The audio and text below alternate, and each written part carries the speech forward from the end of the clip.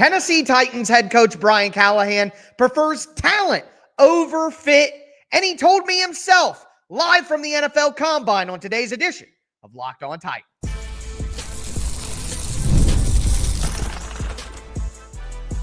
You are Locked On Titans, your daily Tennessee Titans podcast, part of the Locked On Podcast Network, your team every day.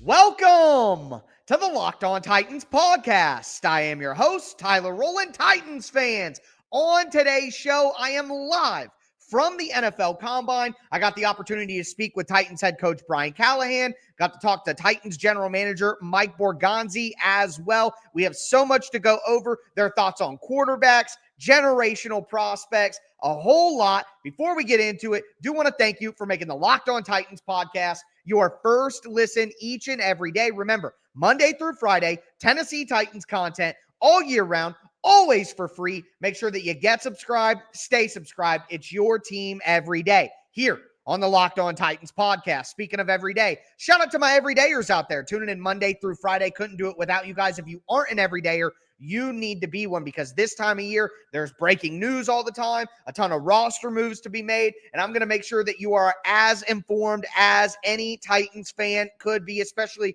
with free agency and the draft right around the corner. I'm going to do full free agency previews, full draft previews as well. You're not going to want to miss all of the great stuff that we're doing here on Locked On Titans. But again, I am at the NFL Combine today. Got to be a part of the interview process with Brian Callahan and Mike Borgonzi. And before we dive into their comments, I do want to bring back up a conversation that we've been having on the show for a while, and it's the conversation of talent versus fit. Because since the middle of the NFL season, I have basically said Cam Ward is the more talented player, and quite frankly, that cannot be argued.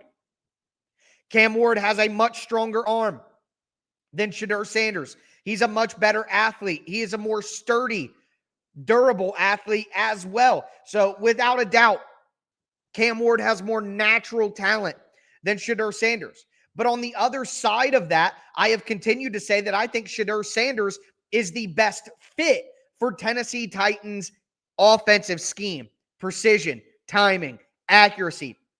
Quick little two-man reads on one side of the field where it's I'm throwing to this guy or I'm throwing to that guy. Get the ball out of your hands. Reading the inside zone of a defense where you have a short guy on a curl and then you have an in route coming behind him. What's that linebacker going to do? Is he going to come up to the back on the curl? Are you going to be able to hit the dig behind him? Those quick little two-read plays that the Titans run within their passing game, very West Coast, trying to get the ball out quick. I think it's clear that Shedeur Sanders would be a cleaner fit as a player based on what we've seen on his tape for the Tennessee Titans than Cam Ward. But that's how I feel. The question is, Brian Callahan, head coach of the Tennessee Titans, what do you feel about the question of talent versus fit? And Brian Callahan had a fantastic answer. And the person asking him that question, you might recognize the voice. Brian, on that note, when you talk about the difference between fit and then talent level, how do you kind of measure where maybe a guy is a more physically gifted player but hasn't done things in college that fit what you might ask of him versus a player who has done things that you've asked about but may not be the physical talent that maybe another prospect would be? Sure. I think the best way to put that is our job as coaches is to put players in the best position to have success. And I would never sacrifice talent for system. It's always going to be player driven and player first. So if you can find a great player, we fit them. And however that looks, there's plenty of plays in football in all three phases that you can find ways for guys to have success. So I would always say the player is going to come first, and it's our job as coaches to fit what we do around that player, whether that's an offensive lineman, a receiver, a quarterback, a pass rusher, whatever that looks like. Our job is to fit the system to the talent, and I would never sacrifice scheme over talent at the end of the day as a general philosophy. I would never sacrifice talent for scheme.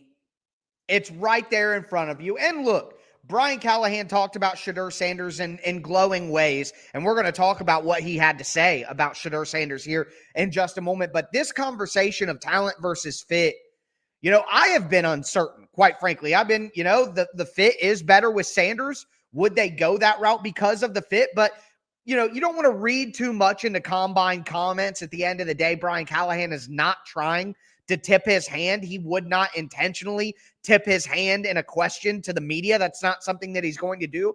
But I think Brian Callahan is a guy who we have learned, different than Mike Vrabel, will answer these questions honestly. He will give you his honest answer to the question. And I think Brian Callahan is being honest when he says that I'll always take the more talented player over the player that fits better in my scheme, because at the end of the day, a good football coach builds their system around their players, not puts players into their system. Look, in a perfect world, you would love a guy to be super talented, but also have experience in his college scheme doing things that the Titans are going to ask them to do in the NFL scheme. It's not just quarterback. I've compared this to an offensive lineman. Think the Titans were in a versatile run scheme last year where zone runs and some power runs, they had a mixture.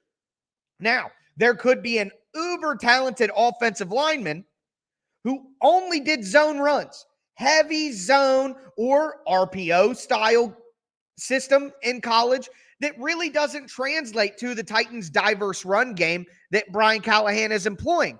But I would still take the ultra-talented player who maybe didn't have experience in the run game, the blocking schemes that I'm used to, over a guy who is not as talented but did do those things in college. Because at the end of the day, it comes down to the level of talent you have on your team. And if you think that all of the best players in the NFL were a scheme fit for the team that drafted them, it's just simply not the case. A good football coach will find a way to take the most talented players and then mold them into their scheme, fold them into their scheme is the better way to put it. And quite frankly, it's not even just about that. It's about changing your scheme a little bit to help the player. And quite frankly, I think Brian Callahan did that last year with Will Levis. Brian Callahan didn't want to do as much of the play action, deep shot, long developing plays that he ran last year. But that's what was best for Will Levis. And Brian Callahan talked about that earlier this offseason, that they tried to add in things that made Will Levis more comfortable. So that's what a good coach is going to do. And again, you don't want to read too much into these comments. But at the end of the day, in my opinion, Cam Ward is just a supremely more talented player than Shedeur Sanders. So if the Titans are going to take quarterback at number 1 overall, again, I would prefer other options, a trade down, Abdul Carter, Travis Hunter. But if the Titans do take a quarterback, I'm on board for it. But I certainly would prefer Cam Ward, who has the higher upside and is, again, the more talented player.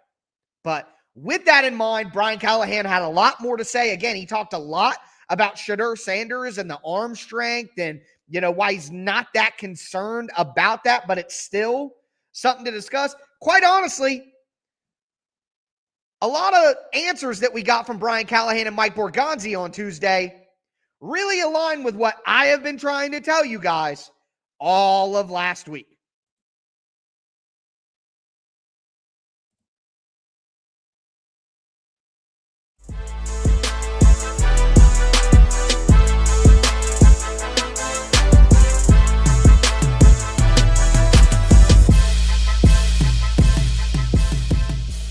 Titans fans, let's continue today's edition of Locked On Titans live from the NFL Combine. Been in Indianapolis all day. Happy to take everything that I've heard and give it back to you guys. But with that being said, I do want to move forward to other comments that Brian Callahan had to say. Quite frankly, I think the talent versus fit conversation is maybe one of the best answers that he gave throughout. Pretty good question, just gotta say. But there are some other things here that I think are very important, and he talked about the quarterback position and what he's looking for. And it's something that Brian Callahan talked about earlier in the offseason, but he talked about decision-making, timing, accuracy. But he also said that it's not an exact science, because there are guys that he thought would do well at the NFL level who did those things well, who didn't ultimately do well at the NFL level. And there are also players who maybe didn't do those things very well in college, but got to the NFL and very much improved and became very good players. So again, it's not an exact science. There's not one thing that you can point to and say, oh, this is what is going to make a good quarterback. Like, there is no way to accurately pinpoint what exactly makes a good quarterback. It just doesn't work like that. It's not this 40. There are guys with fast 40 times who suck. There are guys with good college tape who weren't good. There are guys who have high-end traits who didn't pan out and develop. Like, we've seen it all happen. Every single thing that you can think of in the NFL, there is an exception to that rule. And likewise, for every presumed thing, there's an example of failure. There is no exact science. But Brian Callahan did talk about those three things: decision-making, timing, accuracy, are the things that he looks for, even if it's not an exact science. And that doesn't mean that if a player has those, that they're all of a sudden going to become a good NFL player. Now, on the flip side of that, the other big thing that's a topic of discussion when it comes to traits for a quarterback is arm strength. And let me say this. So there are people out there, especially people within the Titans ecosystem, who will tell you that arm strength doesn't matter. And I'm sorry, but I think that that is insane. Arm strength absolutely does matter. Velocity on your throws absolutely does matter. Again, when we talk about arm strength, a lot of people instantly think how far they can throw the ball down the field. But it's not just about that. It's about, like what Brian Callahan talked about, tight windows, being able to throw downfield. Yes, the downfield, but it's not just that. It's, are you going to be able to get it to the sideline? Can you throw it over the middle in a tight window?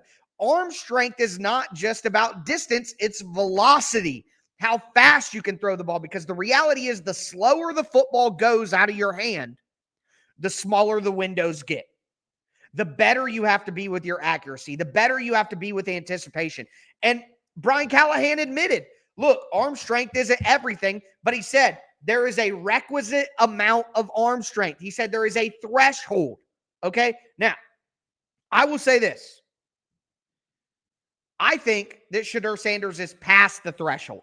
I don't think that Shedeur Sanders' arm is so weak that he can't succeed at the NFL level. I don't think that's the case. But the reality is that is a downside. But Brian Callahan talked about what would have to happen to counteract that. And he said that he said, quote, you don't have to have the strongest arm in the draft, but there is a threshold, a minimum requisite. But anticipation and accuracy is just as important.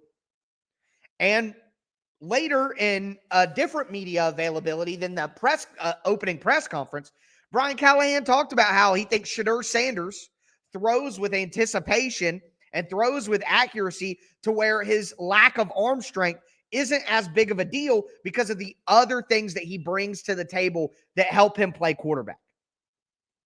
So I know that you could hear the talent versus fit conversation and say, oh, well, they want Cam Ward. But they went out of their way during this process to talk about how Shedeur Sanders' lack of arm talent won't hinder them from potentially looking at him as an option. You know what I mean? So I thought that was very important. Brian Callahan also talked about the difference between going after a rookie or going after a veteran. And he said, you know, we're looking for a player that'll be better longer. Looking for the long term, playing their best for the longest. Well, if you want to get somebody for the long term, it's not Matthew Stafford. It's not Sam Darnold. It's drafting a quarterback. Now, just because Brian Callahan said that he would prefer a long-term solution at quarterback does not mean that the Tennessee Titans are going to draft a quarterback. But again, it's something to keep in the back of our mind here, because there are other things that were said that might lead you to believe that it's time to draft a quarterback, and the Titans are going to do that. But there are other things that were said where you're like, I don't know. So the Titans did very, very good at the press conferences on Tuesday, not overplaying their hand, I guess. But I also want to talk about what Brian Callahan is looking for right now at the combine. So he says, obviously the evaluation of the tape is something that you're looking for, but you also need to learn them as a person. How do they see football? How do they interact with their teammates? Their knowledge of football, schematics. But Brian Callahan also talked about guys, like we mentioned earlier, who are able to get out and get on the board. They can talk it. He said they can do the schematics. How does that go on the field, though, is what Brian Callahan asked. So again, this is something I talked about on yesterday's show. Just because a player goes in and does a great job with an interview does not mean that that player is going to get moved drastically up the draft board by the Tennessee Titans, and it shouldn't. If your tape is crap and you're great in an interview, I don't care. The tape is crap. You can know all the scheme that you want. You can totally, fully understand your college playbook. Your recall could be at 100% efficiency, and you could still be a terrible football player in the NFL. You want an example? Well, not a terrible football player in the NFL, but look at Brian Callahan. Look at Matt LaFleur. Look at Mike McDaniel. Look at Sean McVay. Obviously, you can't put Brian Callahan in this bin, but some of the best coaches in the NFL, some of the scheme-lord coaches who are innovative, who are pushing the game forward on offense and defense, quite frankly, weren't good NFL players.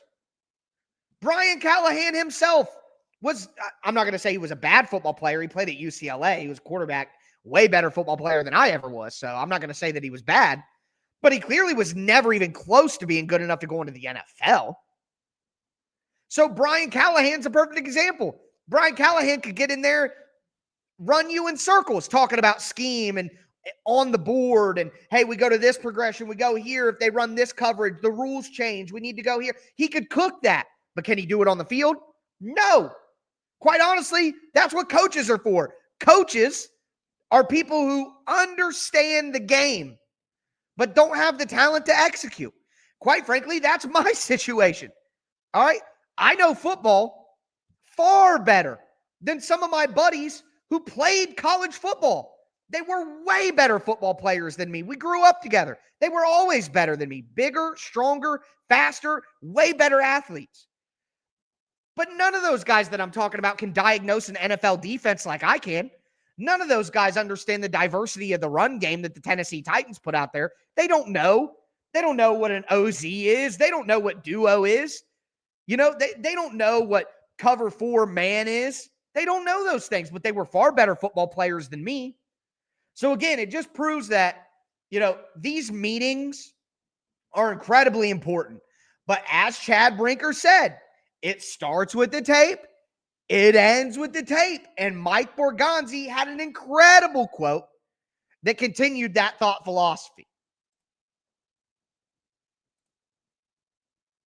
Do want to let you guys know that today's episode is brought to you by FanDuel Sportsbook. When the game tips off, the NBA action is just getting started, and there's no better place to get in on it than FanDuel, America's #1 sportsbook. With FanDuel, you can place live bets throughout the game, so even if you miss the opening tip-off or you want to bet on a fourth quarter comeback, you could stay in the action. And if you're looking for a bigger payout, you can even combine your live bets into a same-game parlay. Listen, I love a same-game parlay. I hit a same-game parlay the other day on the Lakers game. Luka, baby. Screw the Nuggets. Shout out to any Nuggets fans who listen. It is what it is, but screw the Nuggets. The point is, I love using FanDuel's live betting feature because it keeps every moment of the game exciting, and you can do a live same-game parlay as well. Whether I'm backing my team for a late-game rally or picking a player to hit a clutch 3, I never feel like I missed my chance. Plus, the app is easy to use, and when you win, you get paid instantly. Right now, new FanDuel customers can get $150 in bonus bets if your first $5 bet wins. Just visit FanDuel.com to join today. That's FanDuel.com for your shot at $150 in bonus bets. Make every moment more with FanDuel, the official sports betting partner of the NBA.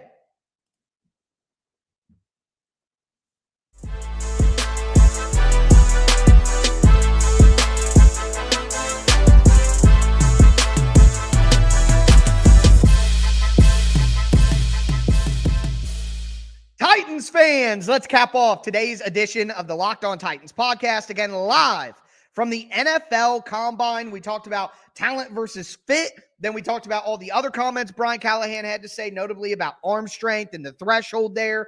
But now I want to get into what Mike Borgonzi had to say, because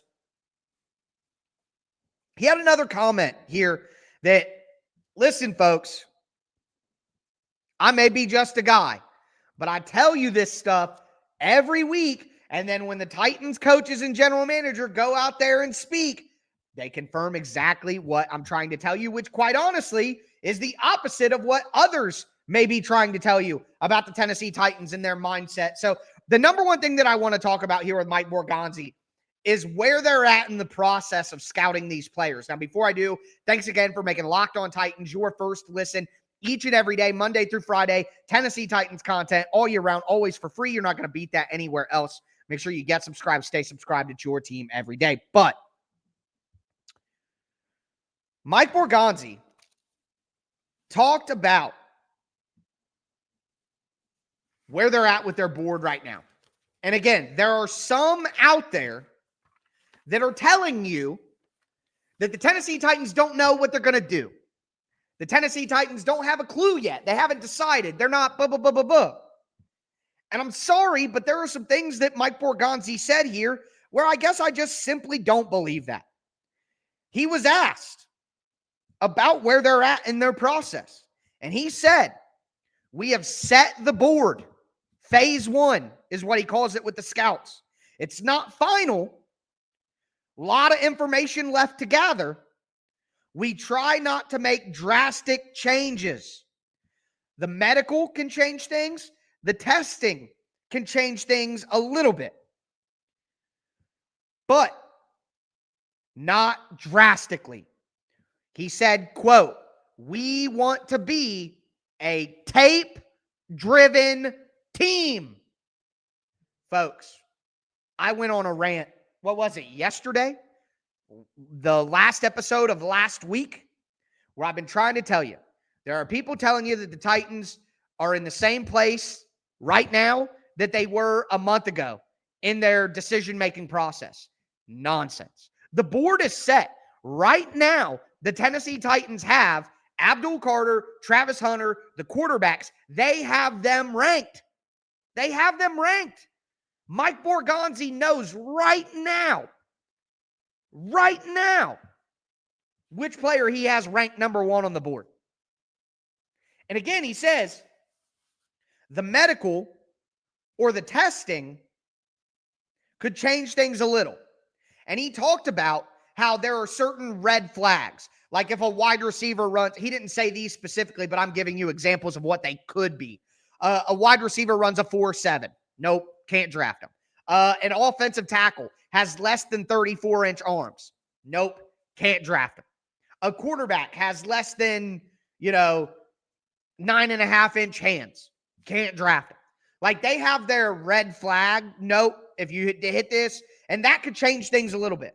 But again, when we talk about the quarterbacks and Abdul Carter and Travis Hunter, well, Abdul Carter and the two quarterbacks and Travis Hunter, they're not even going to do testing.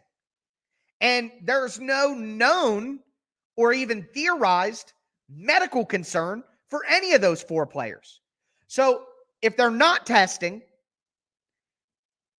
and there's no known big medical issues, then that means that there is nothing that could change the Titans' mind on these players from what they have ranked already. The Tennessee Titans just spent no daylight February. For the last month, they've been locked into meetings. And you think that they're in the same place a month ago that they are today in terms of what they think they're going to do? I'm sorry, that's nonsense.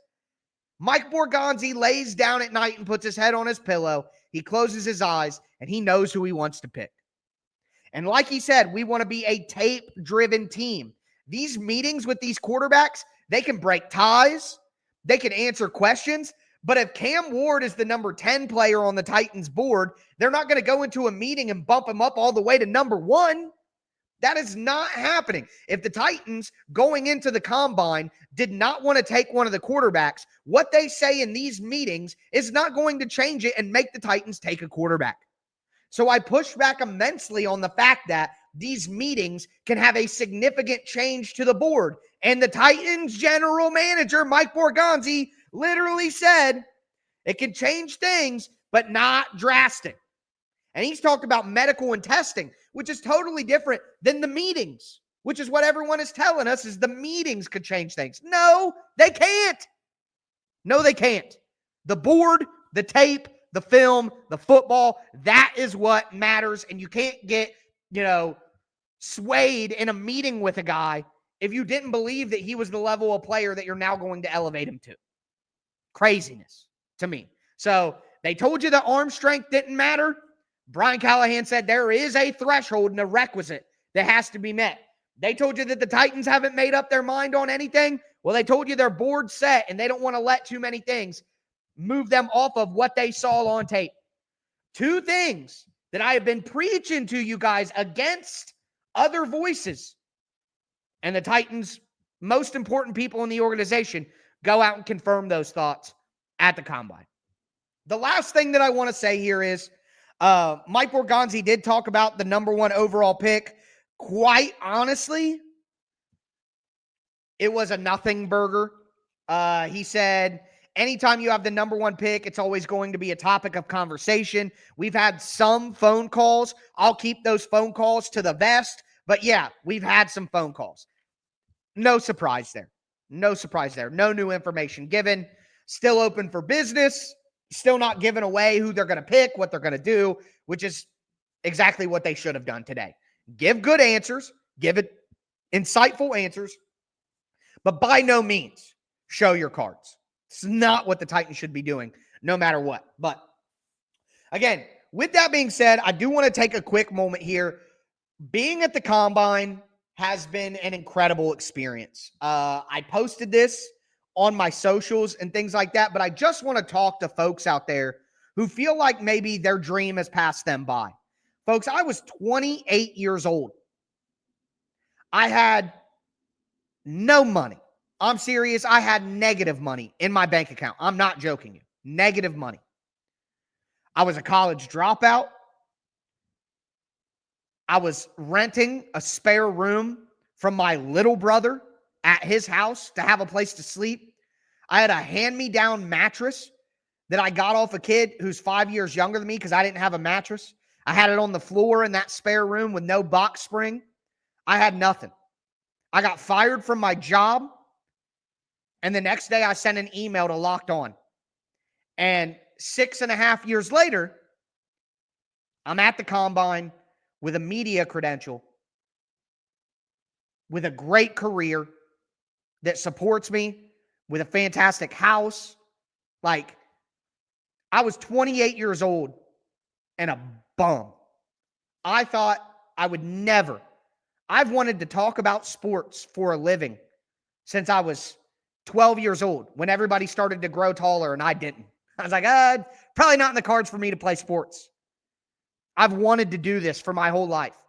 And I went 17 years with that dream, thinking it would never happen. When I dropped out of college because I didn't have money, I thought there's no chance that I'll ever get to work in sports journalism ever again. I failed. You don't know that, folks. It's never too late. You're never too old. Never let your dreams die.